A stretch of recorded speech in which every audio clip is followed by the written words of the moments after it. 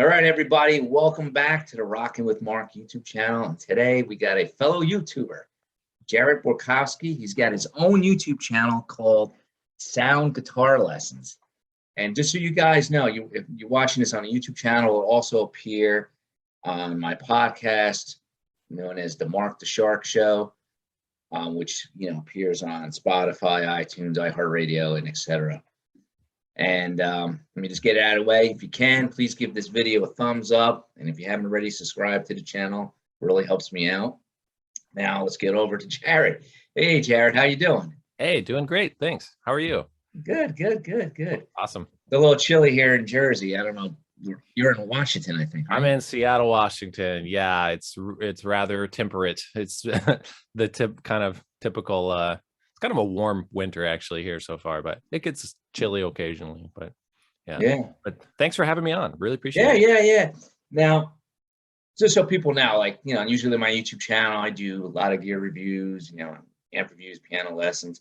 But if this is your first time watching this on the YouTube channel, occasionally what I do is I interview musicians, particularly ones that have YouTube channels, some of them, just for upcoming musicians. And I just happened to see Jared's channel, and I hit him up as a comment and asked him if he can do this particular interview, and he said yes. So I'm pretty stoked about that.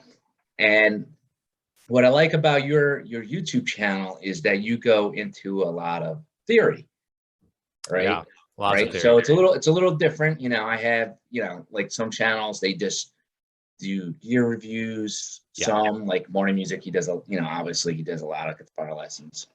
Yeah, a lot of intro, a lot of how to play this particular song kind of lessons. Yeah, on his channel. Yeah. And for me, I was like, ooh, what caught my eye, I think the first video I saw of yours was the chord inversions. Mm-hmm. Yeah, but we'll get into that in a second, because what I was looking at is, because I know what inversions are, and I also find it to be easier obviously to be doing on the piano or keyboard. Yeah, definitely. Like, how do you do that on a guitar? It's a hassle. I was watching your video, and you went over it pretty well. Like you had like different methods. One was using the root notes and so forth like that. But going far back, like how did you get into music? It was about for me, I was about 10 or 11. Before that, wasn't in a musical family or anything like that. I mean, I listened to, there was a little bit of music I had listened to. Probably the first music I was like interested in as a kid was Weird Al. Like at that time in the 90s, that's what a lot of kids got into. And then right when I was a 10 or 11 or so, this is when grunge was huge. This is Nirvana this is like peak Nirvana wave.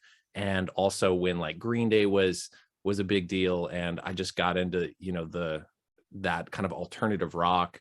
I got the bug for it. I just was super into it, and I started dressing the part with all the super baggy corduroys that are ripped up, and clothes that are way too. And now you see those 90s clothes coming back, but yeah, I was like infatuated with just the sound, the feel, the imagery, everything. And so naturally, like a lot of people, it's similar to when people talk about when they saw the Beatles on Johnny Carson, and they're like, oh, everyone the next day was playing guitar, so it was an obvious thing to like, yeah, sure, I'm going to start playing guitar. My uncle had a Flying V guitar, and he had one. He never played it ever, and he realized I was interested in music, was like, hey, you can just have this guitar. So he sent it to me, and is this like shiny white Flying V guitar, and that was my first guitar. You can't even like really sit with those guitars because they slide off your legs. So I had to sit. It's funny, I had to sit, and I'm like a 10 or 11-year-old, and I had to sit with the V, sitting on your leg so it can sit up, which eventually I studied classical guitar, and that's like a classical position that I was like sitting with, playing a Flying V guitar. But yeah, I just went into it with like super raw, and I was always really creative as a kid, and I was writing poems and stuff when I was younger. I was into like Shel Silverstein and Dr. Seuss and stuff. So as a little kid, I was writing poems, and so when I started playing guitar, I was like, oh, I can put these poems to music, and I just kind of winged it and just made stuff up, and that was my favorite thing in the world. And you know, I just wanted a way to be creative, and that worked really well. By doing that, my parents, you know, saw that and were like, hey, you should get real lessons. So they signed me up for lessons. My teacher happened to be, we weren't looking for this, but my teacher happened to be specifically a jazz guitar teacher. And so he like converted me as quickly as possible to, and he, you know, he was open to everything, and I am too. I love all kinds of music. But just early on, he was trying to kind of teach me jazz stuff. So I ended up playing jazz in like middle school band, high school band. Well, that's what I was going to say. I knew you seemed to have a lot of formal training, because you go into like deep theory, and I see you playing a lot of jazz. I didn't know if you learned jazz while you were in school, or I didn't know it was like your first guitar teacher. Yeah, and you know, I resisted. I guess I didn't resist it, but I wasn't a great student. I was more into the punk rock. You know, I ended up getting into super into the Clash, and you know, I liked bands like The Cure and the Talking Heads, and I had my own punk band that was kind of like a poppy punk band. That was my life. That's what I cared about. And then the lessons were you know, I'd show up and he'd be like, "Did you practice?" And I'd be like, you know, no. And yeah, as a teacher now, because I teach a lot now, I've been teaching for 20 years, private lessons, and that's why I started the YouTube channel that was going to be my next question. Yeah, I hope it's okay. I'm just kind of, you know, going with the story here, but I started the YouTube channel about 2 years ago, just because, you know, I was like, wow, I've been teaching for all this time. I was like, I want to put it somewhere and expand and help more people. But I'm really tolerant as a teacher. And I think people really like it. Like, I just am all about it being a positive experience for people, because I wasn't doing my homework when I was a kid, but I benefited so much from the exposure and from the consistency and from the experience, and from just, you know, someone saying, hey, check out this thing that you have no idea exists. And then, you know, I was like trying to figure out Charlie Parker solos when I was a young teenager, not doing a great job at it. I know some kids at that age are, you know, really into jazz and that's their thing, and these kids, you know, get you're really prolific at jazz. For me, it was just one thing going on out of many things going on. And then I did end up going to college for music, and I studied classical guitar and then got a degree in jazz studies. Just so that's where all the academic, you know, kind of stuff comes from. And on the channel, you know, I really wanted to do a YouTube channel, and I just wanted to be super consistent. And it's just something I know, you know, the theory is just something I know about, and that I've taught a lot. And so I just, you know, got to teach what you know and try to spin it in a way that is positive and helpful. And I try to put it into a context where people can really use it. Like I say, here's how it's actually useful, instead of just abstract, you know, information. Yeah, which I think is important, because actually I was watching one of your videos this morning before I went to the gym on modes. Yeah. Right. And I think you were doing a C scale or something. Yeah, you were doing a C scale. Yeah, the modes of the major scale. Yeah. Yeah. Now, the way I interpret it is that the modes, right, you know, Dorian, so forth, right? You're just starting on a different note within that C major scale. Did I hit that right on that? Yeah, that is correct. Right. And just to put my teacher hat on for a second for anyone listening, that is, you know, the common way to put it. And like in that video and in general, I clarify or expand on it in saying that it's not just starting on it. It's really just that you treat a certain note as the root. So you don't, you know, if you're playing the scale up and down from the root to the root, yeah, you start on it and you end on it. But you can start on any note, and it's how you kind of think of that. You know, you rearrange what note is the root, and a note being the root doesn't mean you have to start on it. And now I'm talking about, you know, obviously if you're improvising or something like that, you don't always want to start on the root. So I don't mean to get pedantic about it, but it's a great clarification for anyone watching, because that initial understanding of modes is it's just a slight tweak in the way we describe it, but it's a big difference. I mean, in application and really using it, it's a big difference. Yeah. Like for me, I'm kind of like self-taught on a guitar. I mean, I had like 2 years of piano lessons, but for me, being self-taught, I'm like at the point now where I want to learn like how certain songs I like. Why do I like them? Why do they sound like that? I mean, I don't think the musicians that I like actually say, "Oh, you know, I'm putting the song in Dorian mode when they wrote it." It just happened to be that way. Yep. But I just like the idea of learning more theory and understanding like why things are done a certain way. Maybe Cool. help me understand how, you know, like learn a song faster and so forth like that. So that's why I like your particular channel, you know. So like I said, I saw your channel. First video was on chord inversions. Then you had another one which where you teach people how to make chords pretty much like if a person like out of anywhere, like if someone gives you a chord progression, you don't have to think. You don't have to like look at the fretboard, you know, you kind of like pick them as you choose. And then you had all these like diagrams, you have the colorful chord chart, you have the most common patterns for scales and so forth. So for people who want to like learn more about theory, I highly recommend his channel. He gives a lot of stuff away too for free on your website, which I think is kind of unique. The downloads, I have a lot of free like PDF downloads, and I talk about them in the videos. And it's I mean, it's like what you're doing, you know, you're putting out your stuff for free, and it's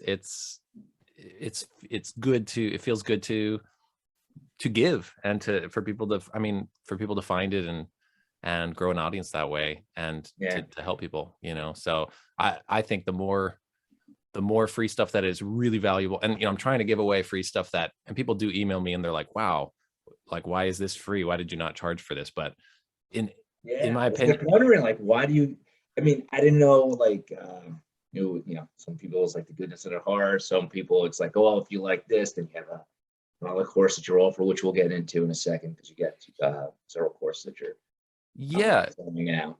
But like, what was the motivation factor? Was it just the goodness of your heart, or to welcome people more to your channel so that there's more value? Or it's a combination of all those things. I mean, it is absolutely a pleasure to be able to give away quality stuff that people think, you know, competes with something they might buy. I mean, that feels great, but it's not 100% that, because it is a business, and I have stuff for sale. I have 2 courses that I sell, and it's not for everybody. I don't expect anyone to buy it. It's just for that small number of people that are like, whoa, I'm so serious about this. I want to go super deep.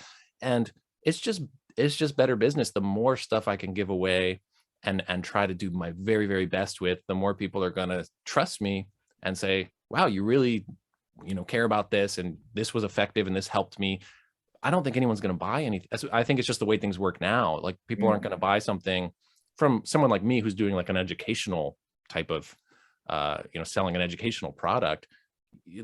I think they have to get some kind of result first, where they're like, oh yeah, okay, I get it. Like, I'm sold on this person having stuff that works for me. Now I feel like I can, you know, maybe spend some money on them. And I'm the same way, you know, I like to learn online, and as we all know, if you go start learning online, there's going to be angles coming at you for people trying to sell you stuff. And the people that we may or may not buy something, the people that we might buy something from are the people that already blew us away. And so, but, you know, that being like, okay, it is a business, and I just, you know, like everybody else, I need to make a living, but I'm so grateful to be able to do it this way, because it's just a fun way to do it. Like, I'm one of the best things I can do is make more stuff to give away, because it just, more people might find me, and I love when people, you know, are learning from my free stuff, and I don't think for a second about if they're going to buy something. I just don't, you know, I'm not like, oh, if you like, you know, because people will find it if I keep doing it, you know? Yeah. And so I just care about them having a good learning experience. I hope that answers the question. Yeah, it definitely does. Now, is teaching your full-time job, so to speak? Is that like your main source?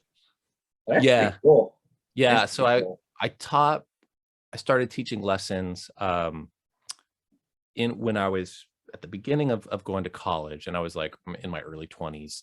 I went to college late. I took a few years off, and then just figure out what I want to do. And I was like, well, I just want to do music. So I'm going to try to go to college for music. And that's when I started playing classical guitar, because I looked up like what programs, you know, and they had classical guitar program, and I was like, it was the only way to get in for music. So I was like, okay, I'm gonna go for it. And I just went like crazy full force. But yeah, I started teaching. Actually, the way I started teaching is so funny. There's this guitar store that's like a old school, like used guitar shop, really well known in Seattle. And their logo is a big like cartoon flying V that looks exactly like the flying V that I had as my first guitar. So anyway, obviously pre-pandemic, it's a place where people would go and you get used instruments and you could sell stuff and trade stuff and everything like that. So I was in there with my brother, helping him find a guitar. He wanted to buy one. And so I was, you know, grabbing some guitars and playing some stuff and just testing them out. We were just hanging out there. And then this mom and a kid come up to me, and just because I was playing, and she goes, "Do you teach guitar lessons?" Because, you know, she's looking for buying a guitar for her 10-year-old kid, which is like when I started. I never taught any lessons before, ever, minus just helping out friends or, you know, questions that people ask me or something, not officially or getting paid for it. And I sat there like, I was already kind of thinking like, how am I gonna start making some money? And like, you know, I was like, in my mind, I was like, maybe I should start teaching, because I had been taking lessons, and I think my dad kind of was encouraging me too. He's like, you need to figure out a way, and like, you need to maybe start teaching, because you know how that works. And so I just, you know, was sat there and I was like, yeah, I do. And and they were like, great, give me your number. And then they called me like the next week, and I got that one student. I taught that one student for like 10 years. And that's how my teaching started, because then I started teaching like a bunch of their friends, and then I started teaching it just kind of spread from there. So I was able to teach while I was going through school for college, for when I was studying classical and jazz guitar. And then when I graduated, I was playing a lot of gigs, playing wedding gigs, playing, you know, hustling around with my guitar and doing the kind of like professional musician thing. But I didn't like it so much. Teaching was the most consistent, the most kind of rewarding, the most sustainable. So over time, I kind of just leaned into that more. And I've been teaching private lessons since then, this whole time.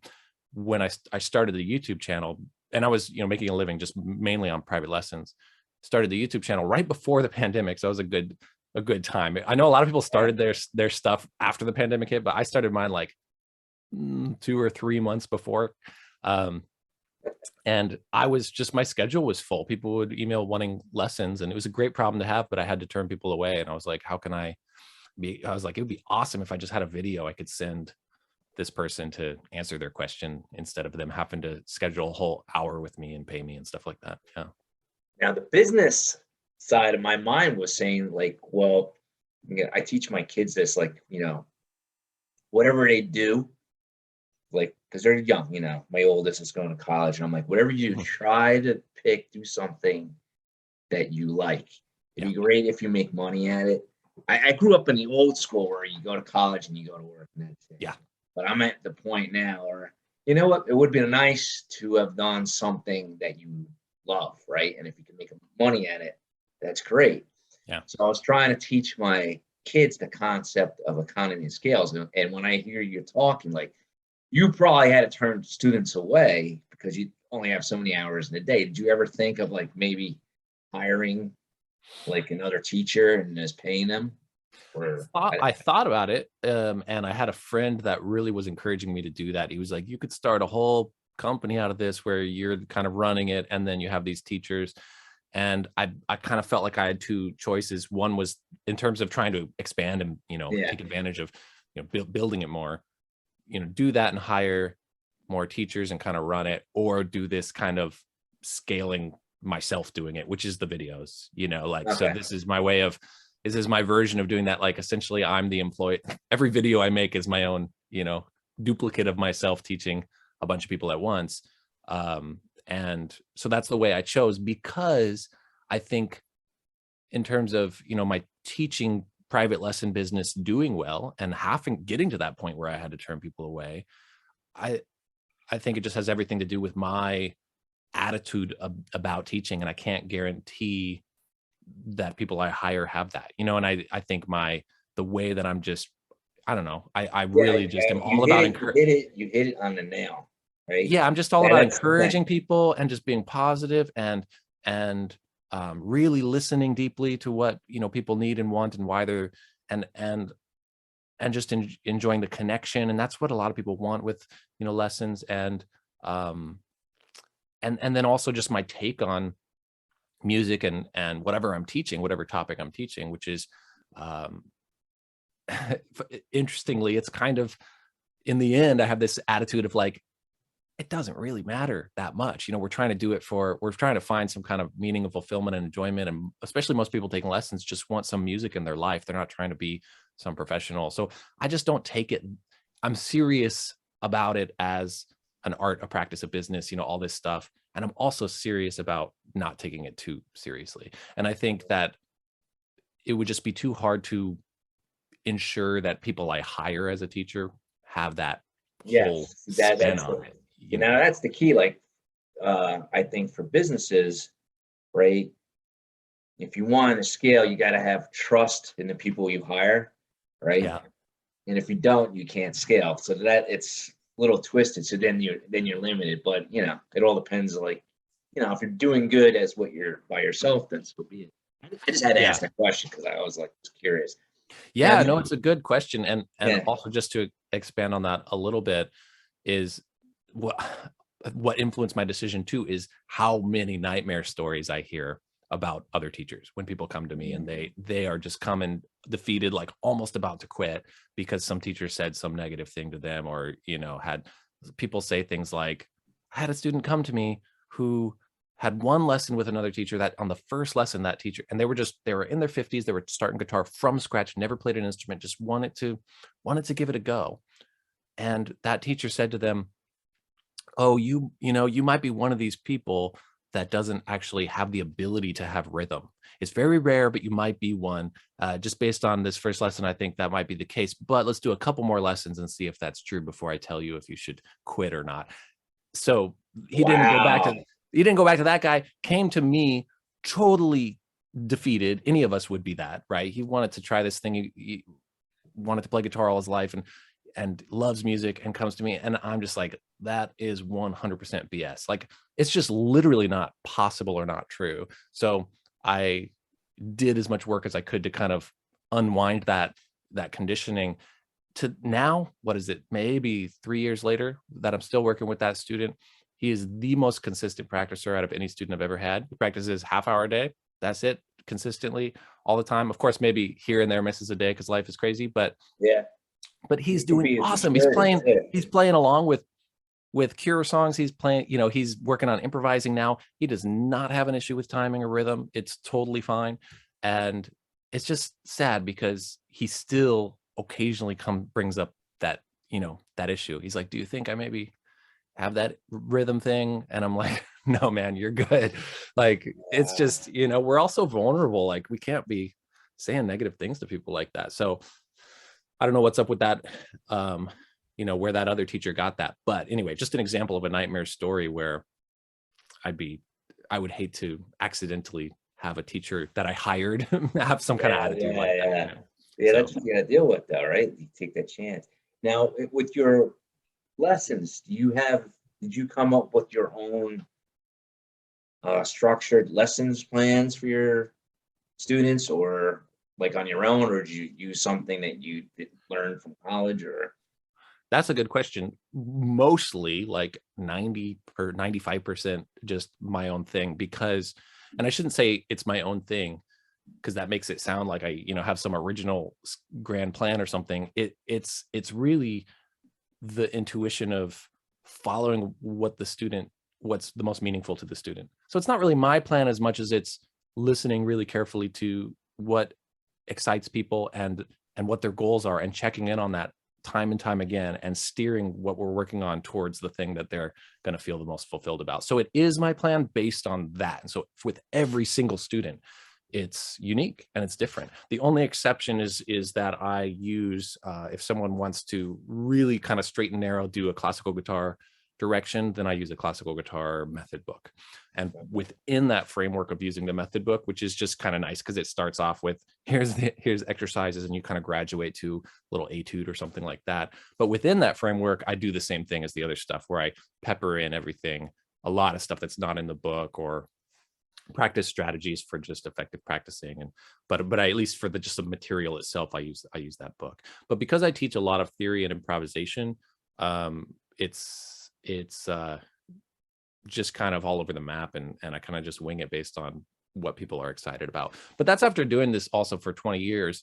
Early on, I was very, I'm a huge introvert. I was anxious about, meeting with people and stuff like that, but I got comfortable with it over time and it was good for me. But I would plan at the beginning of the day. If I had lessons, I would go through each student, check. I had notes on what they did the week before.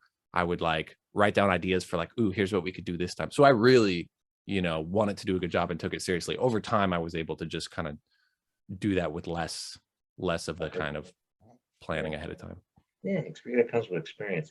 Yeah. Now, you said that growing up, you were more into the punk and the grunge rock scene, but then you started learning jazz music and classical music. But when I watch you on your channel, it seems like you actually, I would have never known that you were into the grunge music.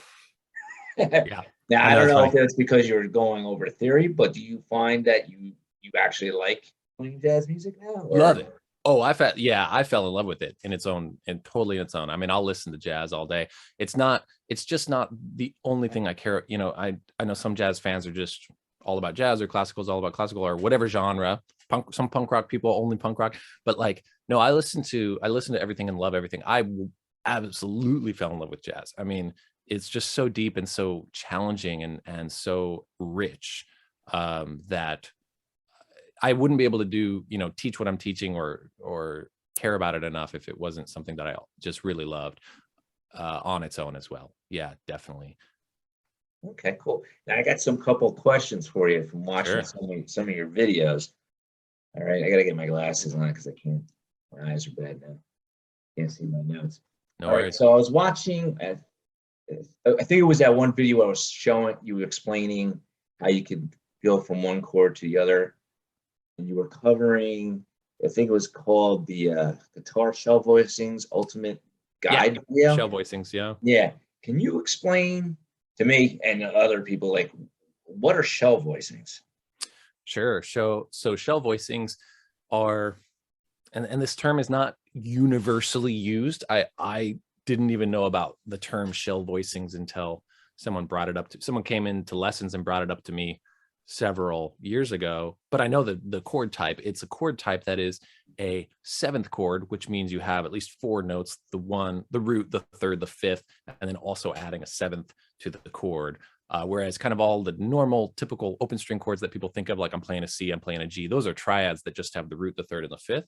So a seventh chord has a fourth note, which adds texture. It makes it more rich, kind of gives a depth and a complexity to it. And those are the chords that are used in jazz music, but in tons of other music too, that is influenced by jazz, funk and soul and R&B and now kind of lo-fi hip hop, and used all over the place. It just has this kind of like richer emotional texture. So those chords can be harder to physically play and just harder to figure out because there's more notes. We only have so many strings, we only have so many fingers. Shell voicings are this idea that you can play these seventh chords, these more complex chords, but with only three notes, by not playing the fifth of the chord. So you're playing the root, which you need because it's the root, and you're playing the third of the chord, which you need because the third determines whether it's major or minor.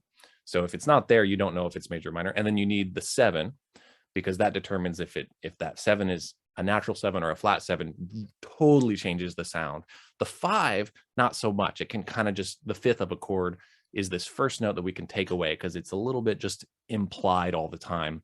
And I'm not saying we like consciously acknowledge that it's implied. Just the sound of it is kind of in there and not needed as much. It bulks up the sound a little bit. So it's this graceful kind of minimalistic approach to playing seventh chords and jazz chords with these very physically accessible, movable, simpler chord shapes. And that video, this is one of the things I gave away. I have a PDF that I call Any Jazz Chord, and it's a method where that was the name of it. Yeah, I couldn't remember. Yeah, and it's this method where you can take only 8 shapes total, 8 guitar chord shapes total, and literally use those to apply to and play any jazz chord that exists, any crazy chord. We're talking like G7, G7 sharp 11 add 9 or something, like anything that comes up, because of how much you just choose to ignore. That's not 100% a necessary and essential part of the sound. And that stuff could be added later, but it's not like the core of the sound. So calling it shell voicings is nice. And I've realized that's a term that people use quite a bit, and people are searching for that a lot. So that video did quite well for me, because people are searching for what are shell voicings, and now my video comes up, and that's, you know, that's the beauty of YouTube. When you hit it right, that's how it works well, you know. If I'm not mistaken, I think that was the same video where I noticing when you were playing, the way you were navigating the fretboard going from one chord to the other would be the same way that I would be doing it on a piano or a keyboard. Sweet. The way I would be navigating, right? Like when I go from the C to the G, I would leave my one finger on the G and then switch it to B and D. Nice. And that's what you were, I think that's what you were kind of doing on a guitar, which I thought was interesting, which is what I was trying to figure out how I can do on a guitar. That's why I was looking for the inversions. Awesome. Video. Awesome. And I was like, so that, am I right? That seemed like what you were doing, like you were going the way you were moving. And then I think it was also in that same video where I think it was, that might have been a different video. I think this was just an inversion video where you were saying that a chord shape is a different functioning. Mm-hmm. It was the chord I looked shape up that functioning different, right? From yes, or something. The inversions. The concept of an inversion is a chord where most people think of it as just the notes being in a different order. Yeah. The real definition of it is that there is a bass note. There's a note on the bottom, the lowest note, that is not the root. So that's one kind of clarification about inversions. It's not just that everything is flipped. It's not strictly a permutation of the order of the notes. It is that you could take just a regular chord, and a bass player could throw a note on the bottom that's not the root. Could be the third of the chord, could be the fifth of the chord, and it's an inversion. And so that's just one step of clarification. Then what you're asking about is the functionality of inversions. And so what I was clarifying in that video is that on the guitar, if we learn a guitar shape, a chord shape, and it's called, you know, in a book, or someone says that this is an inversion, that means that the root is not the lowest note. So like you're playing a guitar chord shape where the root is not the lowest note. But musically speaking, outside of like guitar shape world, the idea of an inversion, the function of it and the purpose of it is to allow the lower notes, the bass notes in the music, to move smoothly between the chords, to move by step, to move melodically in a way that maybe somebody could sing easily. And that's where it comes from. It comes from choir music and individual voices of a choir singing lines, and the low bass singer doesn't have to jump around so much. They do sometimes still, but if you move one chord, and if you think on the piano, I mean, it's so much more. A big thing I'm all about is, you know, helping people clarify the fretboard on the guitar so we can see it as clearly as a piano player kind of more naturally sees the piano. But yeah, if you think about like on the piano, if anyone is a piano player out there and you play like a C chord, and then right there in that spot you move to like a G chord or an F chord where it's the closest possible note. That's what I want to be able to do on the and that's what the inversions are doing. That's what you're doing. Yes, yeah, exactly. Absolutely. That's a huge thing to work on the guitar. And then, so like we get that, like, okay, move to the closest possible notes. And now think of that lowest note that moved like a half step down. If you go from C to G, well, now just think of that as, oh, okay, that is this move. If that was the actual bass line, then it's just making it smoother to go between chords. And if you did that with a string of chords and a chord progression, you have this. And if you listen to classical music, you'll hear it all the time. You listen to the lowest note, it's like moving smoothly, or if you listen to choirs, it's moving smoothly. But it's happening in, I mean, in that video, I pointed out Queen songs that do it, and you know, it's used all over the place. Mention a Beatles song, Beatles or something like that. Yeah, you can tell I watched your videos. Awesome, man. Yeah, I actually watched that. I'm probably gonna have to rewatch it again because I was like trying to like understand it. I'm like, wow, this is like deep. That's why it's awesome to have the videos out. That's why I just love having the videos out there. You know, it's like, even in private lessons, people, and now that I'm doing private lessons on Zoom, people are like, hey, can we just record the whole lesson so I have a reference? You know, it's like having it's like the benefit of doing stuff over Zoom, right? Yeah. You can record it.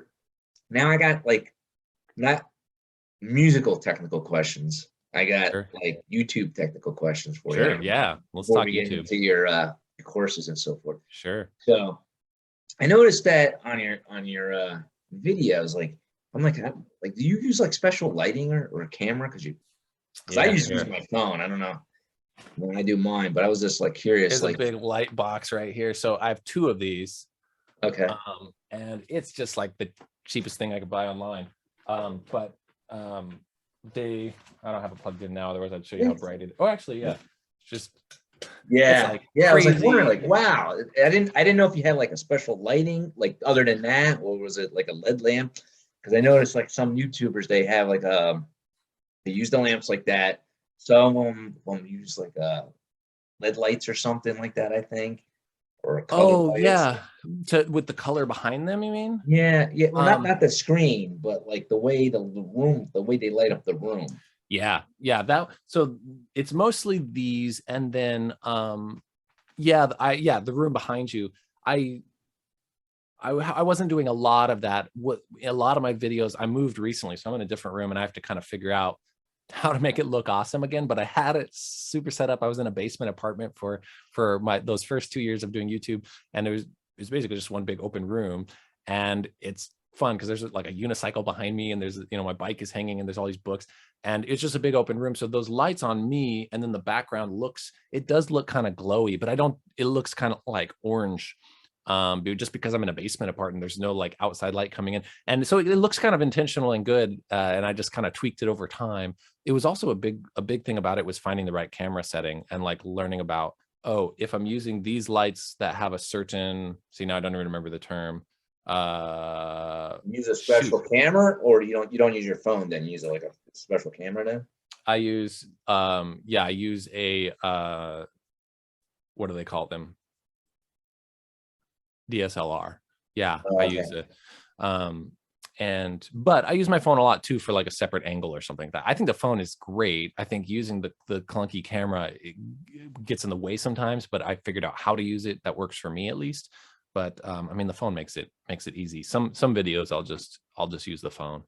Yeah, but I think even with the phone, there's just a principle of filming, and this is stuff I don't know about. I had to like look it up and figure it all out. But it's like the white balance of the lights. Then there's a setting of, and now I don't know the term for it, but anyway, camera people will know that you have to kind of match the number with it. So I don't know what it is because I just have it set on that now. But when I did that, I'm bringing it up because when I did that, like if anyone goes, if you go look at my earlier videos and then just jump to a later video, you'll see like, oh, the lighting and the color like looks completely different. But I didn't change anything externally. I was using the same lights, all of that. It was just setting on the camera. Just that one setting. Yeah, that's awesome. That's awesome. And then I noticed that sometimes you are able to display like a diagram. Yeah. On there. Do you use like software to edit into your video or something? And then you have the notes. Sometimes you move the notes around. Yeah, it's very time consuming. It is. I'm assuming it is. Yeah. It's I use Premiere, the Adobe editing software. Okay. Yeah, Premiere Pro from Adobe. So I pull everything into that, and like I just know that, and I definitely have plenty of videos that don't use graphics too, but I'm just like, I'm always thinking like, what's gonna actually make this helpful for somebody, you know? And I know that if I'm talking about some of that confusing stuff on the fretboard, if there's not a visual to go along with it, it's gonna be, you know, people are gonna get lost. And so anyway, it's been a journey working that out. I actually have someone that helps me with editing now, which is super helpful. So I can people don't realize how time consuming it is. Oh, yeah. Very. Yeah. So I have an editor now, and he's awesome, and we get along great, and I can send him stuff, and still takes time because I have to conceive of everything. He's not just going to add stuff, you know. I have to say, I have to describe, here's how I think it should be, and then I go, you know, give him feedback and stuff. So we have a process, but it's awesome to have the help. And yeah, I'm really all about just making what's going to make this video actually helpful for people. And sometimes that means something that you got to put it, the time consuming graphics. I have a vision for my next phase of what I want to do is I want to start doing some live videos, and I'm like, how can I do it quicker and live with all the diagrams? So I'm looking into software and things I can do to like pull up different screens. I'm sure they got software like that. Like There is stuff, yeah. I'm actually, I mean, eventually I'm gonna be putting out more piano lessons, and I actually bought the Nice. software, and I can't think of the for my keyboard. Oh, okay. I actually bought, for people who are watching this, to better appreciate it, I actually bought a brand new keyboard because I had a MIDI interface on it. Sweet. So I used this software with my laptop. Sweet. So when I press the keys, it'll actually show up on the screen. I see people do that. Yeah. So then I could use Zoom to record me talking while I'm pressing the keys. Nice. So that's going to be the next phase. I'll be stoked to check those videos out. Yeah, I'll let you know when I put them out. Right now, Yeah, I'm like, I got this, and I got some like gear reviews. Yeah, you got a lot of stuff going. Yeah. Yeah. But what I wanted to talk to you about before I let you go, because I know you're busy and stuff, but you got the two courses. One, I think, one's called Chords on Command. Yeah. And the other one is called Nail the Changes. Now, Nail the Changes, I think, is your new one, right? Just came out. Yeah. And I don't even think, because you have dates on there. I guess we could go over that one first. You got dates. Sure. I don't know if that means that it's in progress. Is that what that means? I'm in the middle of creating that course. I shouldn't say creating it, because it's a method that I've been teaching for a long time, but I did a course launch for it a few weeks ago, like second or third week of January, because it doesn't matter for when people are watching this, but like I just recently, as of when we're filming this, just launched this course in this fashion, where one of the selling points about it for my audience was like, hey, I'm going to be building this every week. It's kind of semi-live. I called it semi-live. I'm not teaching it live because it's too hard to figure out time zones and getting people to show up. So it's like, it's semi-live. Every week I'm creating the training for one of the modules and sending it to the people who bought it. So a bunch of people bought it as kind of like pre-order, not really pre-sale, but like we're going through it right now. It's like a class. And so I delivered the first module on Monday this week.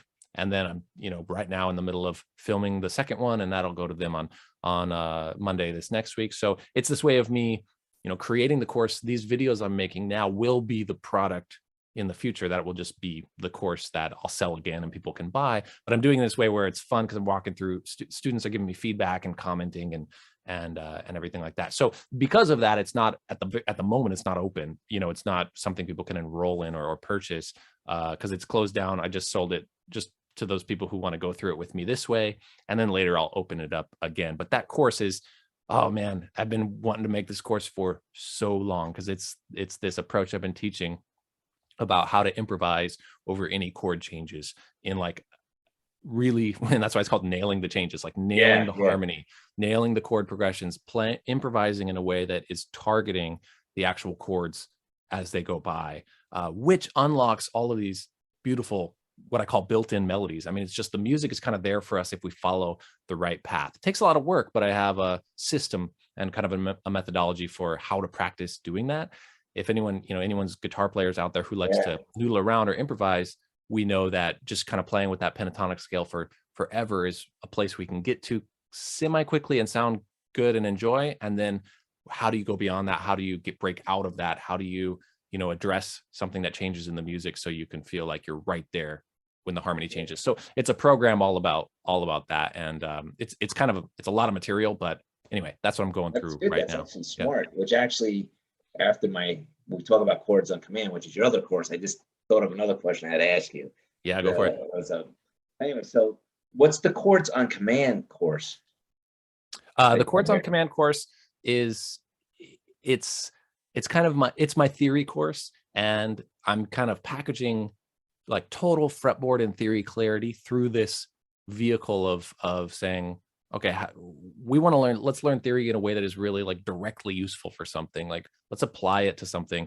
And so the application that I'm using is that I'm going to go through all this material, and the end result is that people who go through that training will be able to understand, analyze, or create from scratch literally any chord type, which depending on the music you're interested in may or may not sound like that matters that much. But from simple to any complex chord, knowing from scratch, not memorizing shapes, not from actually like, and therefore being able to create any voicing of it anywhere. So it's not a hands-on kind of practice these things, though there is a upper tier where I have some technique exercises, but the core kind of program is all about the layout of the guitar. And so it starts with understanding the scales really well, so we see all the intervals and has exercises for it and everything like that, all the way to if you had to start randomly on any note on the guitar, and then I told you that you have to build any type of chord from there in any inversion, whatever, it's all kind of built into the program. So that's why it's called Chords on Command, because it's like the idea is once you have that training, you could just say, oh, okay, do I want to play this chord here? Maybe I want to construct it somewhere else and play it like this. And so it's just more kind of fretboard clarity. I find that pretty interesting and cool, because sometimes you're on one chord and you want to go another chord, but going to traditional route might be very awkward for you to go nice and smoothly to that chord. So if you know another way, like I do, like I was using an example when I'm on a keyboard or piano, I use inversions all the time. I don't go like block chords, because then it wouldn't work out for me. It wouldn't be smooth transition. There you go. And then I got one more question. I noticed that you have like a mailing list, right? I guess I think I signed up for one of your chord, probably the chord chart or something. Oh, sure, yeah. And I noticed that I keep getting emails. Is that so that people get in tune as to what new videos you're putting out, in addition to hitting the notification bell and so forth? So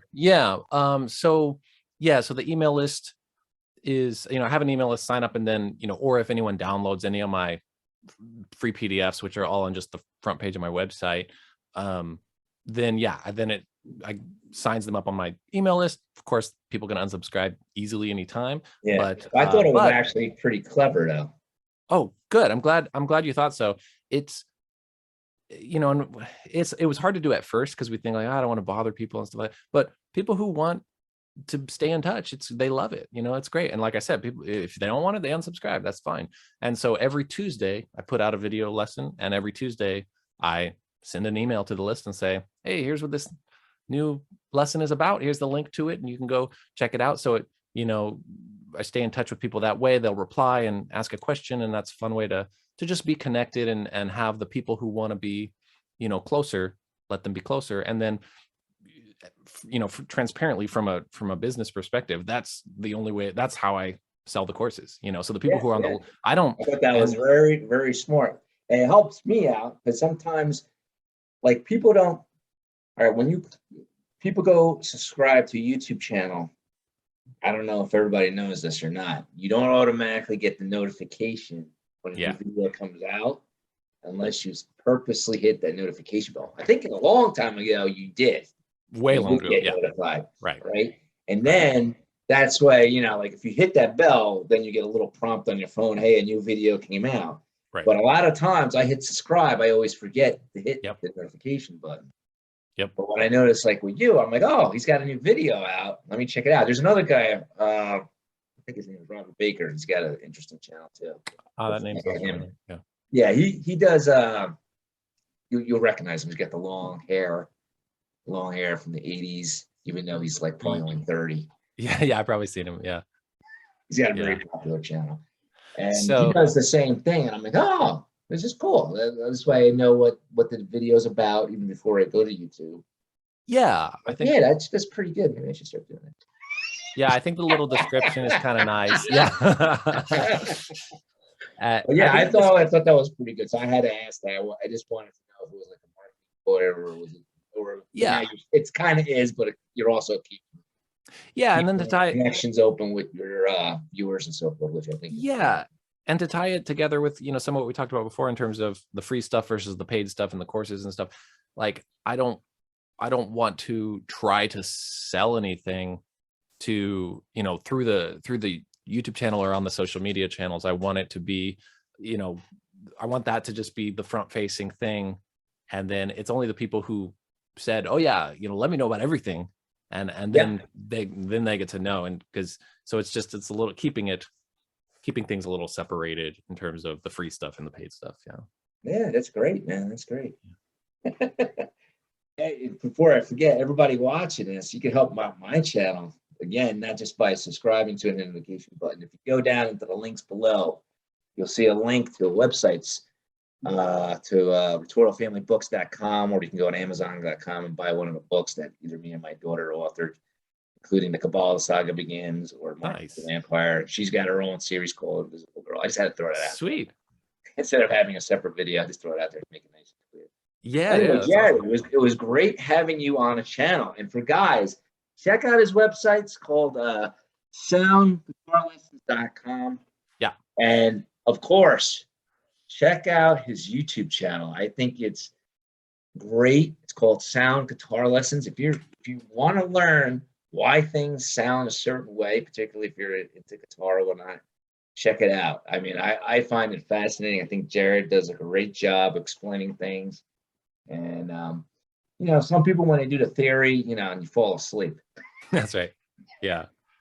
I hate to I'm say trying to that, not right? do that. That's Yeah, why I think a lot of people don't really like theory, but I think so too. it's, I think you do an awesome job. And Thank you. On the channel. That means a lot. Thanks. I really enjoy your content. So keep it up, man. Awesome. Thanks so much. Yeah, appreciate that. And it's All not right. the only thing, you know, eventually I'll talk about all the other, right now I'm in the middle of a series of jazz improvisation, but it's going to be pretty broad. I talk about a lot of things, but there's a lot of theory stuff on there. And yeah. So yeah. But awesome. Thank you so much for having me on. This has been a blast. Yeah, man. Take care. All right, everybody. Again, don't forget to subscribe to the channel, give this video a thumbs up for a like, and hit the notification button so you know when I put out new videos.